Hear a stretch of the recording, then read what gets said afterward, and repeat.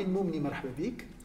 احنا موجودين امام بابيلون، العمل اللي يشارك به في معرض كولتور سوليدير. كيفاش دخلت في العمليه هذه؟ شفت l'appel à candidature sur internet. Après tout, ça m'a plu. J'ai trouvé que c'était différent par rapport à d'autres appels à candidature un peu plus marche conventionnelle. J'ai trouvé que c'était quelque part un peu pluridisciplinaire et tout. Et comme je me considère comme étant un artiste pluridisciplinaire, ça m'a plu. Je me suis dit, c'est une occasion en fait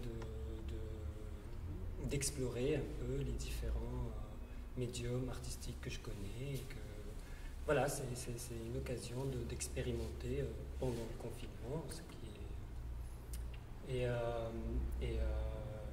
Et voilà. Et après, moi, je suis un peu organique, c'est-à-dire je sens les choses et du coup, je fais à travers ce que je ressens, et je sais pas, j'ai senti que j'avais envie de le faire, en fait, que ça me plaisait, du coup j'avais envie de le faire, et voilà, j'ai candidaté, j'étais pris dans le projet et j'ai commencé. Très bien, et de fait, ce que vous faites, c'est un travail pluridisciplinaire. Il y a plusieurs approches, il y a plusieurs médiums qui se conjuguent, et cela donne un effet qui laisse rêveur, pour utiliser cette expression. Oui. L'imaginaire a toujours été pour moi quelque chose que j'aime beaucoup explorer. Et c'est pour ça que l'intitulé du projet, c'est Babylone, la quête d'un monde parallèle. Le monde parallèle, ça a toujours été pour moi en tant qu'artiste, je sais pas, une volonté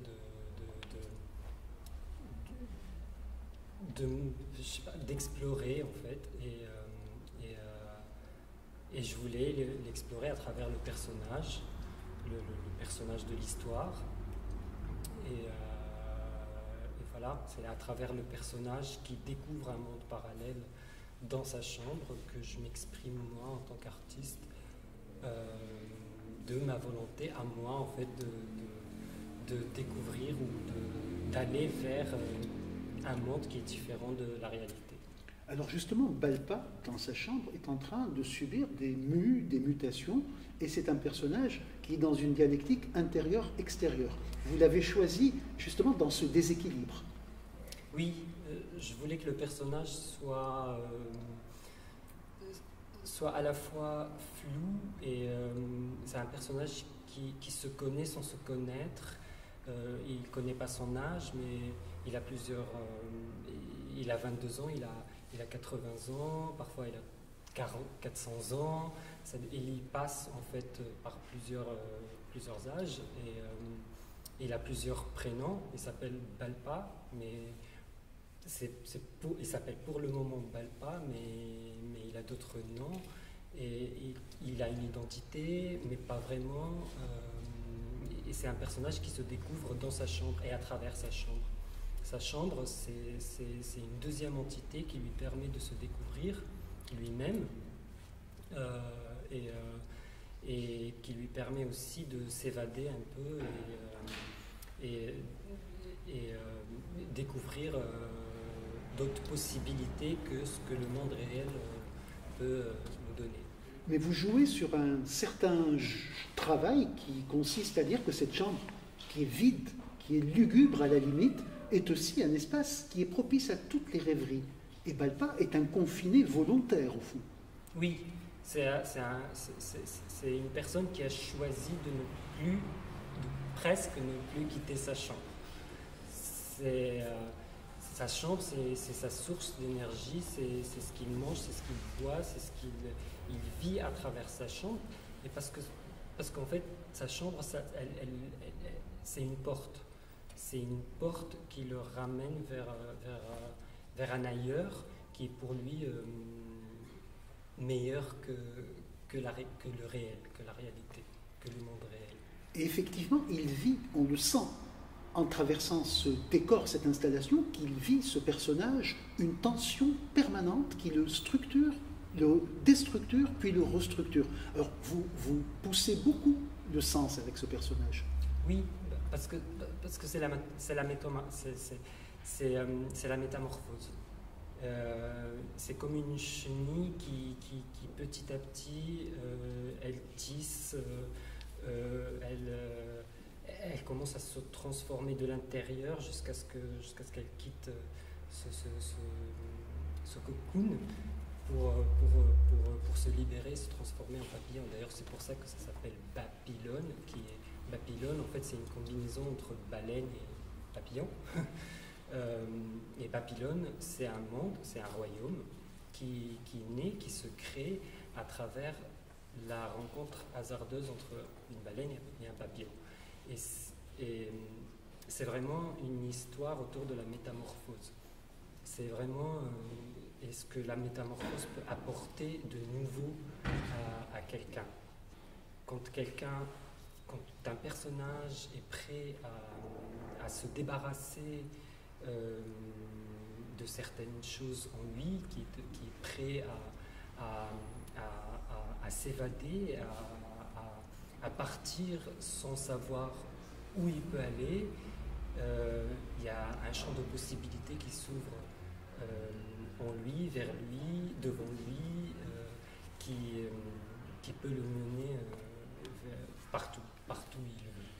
Et ce projet, d'ailleurs, Babylone, peut aller beaucoup plus loin, puisque c'est un projet qui est encore en expansion. Il y a des images, il y a un texte, il y a tout un travail qui est en cours. Oui, pour moi, Babylone, c'est un projet plus grand, c'est comme un projet de vie, parce que je m'exprime beaucoup à travers Balpa, j'exprime ce que moi je ressens, en fait.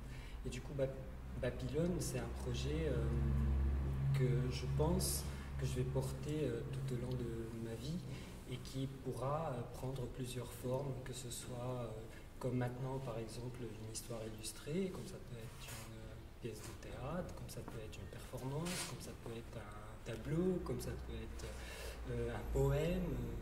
Enfin voilà, Babylone, c'est un plus grand projet qui, à l'intérieur, voilà, il y a plusieurs possibilités. Et vous-même, vous êtes à la croisée de plusieurs chemins. Gafsa, Tozer, Sous, et également scénographie, images et puis scène. C'est un choix finalement aussi. C'est un choix, mais c'est un peu mal. Enfin, je sais pas, ça s'est fait un peu pareil en fait, organiquement. Tout se fait organiquement. Je ne réfléchis pas beaucoup.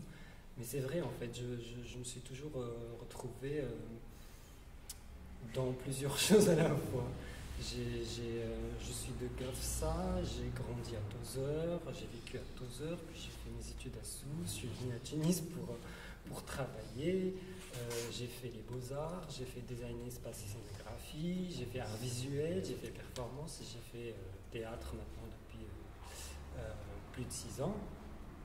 Et oui,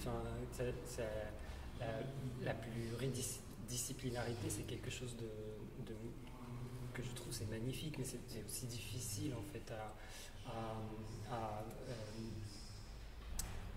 regrouper toutes ces disciplines. C'est quelque chose de difficile, mais c'est quelque chose d'amusant et que j'aime beaucoup faire. Et c'est pour ça que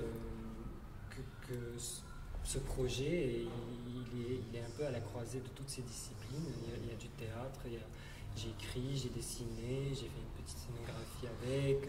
Enfin voilà. C'est. Oui, enfin. J'aime beaucoup quand il y a plusieurs choses et que quelque part il y a une sorte de tissage entre plusieurs choses. Très bien. Dernière question. Comment vous vous sentez dans ce cadre, dans cette vaste exposition Culture Solitaire ? Alors, Culture Solitaire, je trouve que c'est assez intéressant ce qui se passe parce que il y a plusieurs projets et et ils se rapprochent sans se rapprocher. Il y a plusieurs disciplines, il y a plusieurs... il y a des projets qui m'ont beaucoup touché. J'aime beaucoup cette exposition parce que c'est aussi une rencontre, même si on est un peu dans un temps où les rencontres sont assez restreintes, mais c'est une sorte de rencontre à travers les œuvres. Et j'ai l'impression qu'il y a des artistes que je ne connais pas, mais que j'ai rencontrés à travers leurs œuvres. Et oui, moi j'aime beaucoup cette exposition.